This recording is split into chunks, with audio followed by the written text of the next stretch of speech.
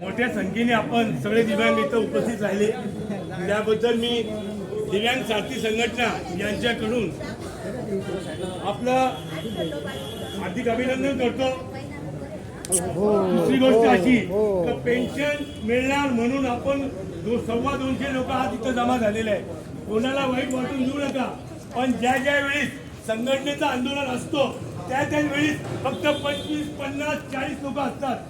माझं एवढंच म्हणणं आहे आपल्याला की जर आपण संघटनेने आपल्यासाठी काम दिवस रात्र काम करतात त्या संघटनेला आपण पाठबळ द्यायला पाहिजे।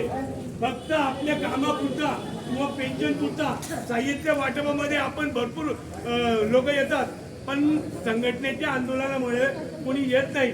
माझी कळकळीची विनंती आहे दिव्यांग साथी संघटनेकडून की आपण प्रत्येक आंदोलनाला उभे राहावा व त्याचप्रमाणे आता साहेबांनी सांगितलं की 2-3 दिवसामध्ये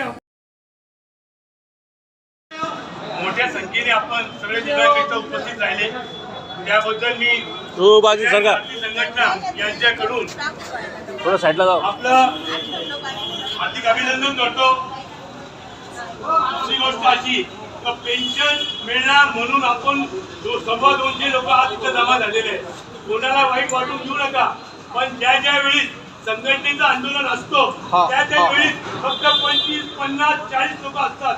माझं एवढंच म्हणणं आहे आपल्याला की जर आपण संघटनेने आपल्यासाठी काम दिवस रात्र काम करतात त्या संघटनेला आपण पाठबळ द्यायला पाहिजे। फक्त आपल्या कामापुरता किंवा पेन्शन पुरता साहित्य वाटपामध्ये आपण भरपूर लोक येतात, पण संघटनेच्या आंदोलनामुळे कोणी येत नाही। माझी कळकळीची विनंती आहे दिव्यांग साथी संघटनेकडून आपण प्रत्येक आंदोलनाला उभे राहावं व त्याचप्रमाणे आता साहेबांनी सांगितलं की 2-3 दिवसामध्ये आपली पेन्शन वर्ग होणार आहे। काय वाजव ना, आपली पेन्शन वर्ग होणार आहे। याही पुढे आपण असंच आपल्याला आपले दाभोळकर साहेब जे दिवस रात्र आपल्याला झटतात त्यांच्यासाठी किंवा आपल्या संघटनेसाठी, कारण की या संघटनेला अध्यक्ष कोणी नाही। दिव्यांग संघटना ही सर्व अध्यक्ष आहे आणि दिव्यांग साथी संघटना हा कोणत्या पक्षाला लागून नाही।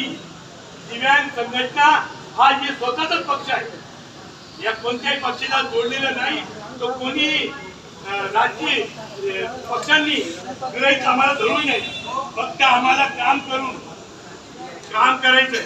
आता थोडस एक आपली दिव्यांग बहिणी आहे त्यांचा आज वाढदिवस आहे, ते संघटनेमध्ये खूप काम करतात, दिवस रात्र धावपळ करतात।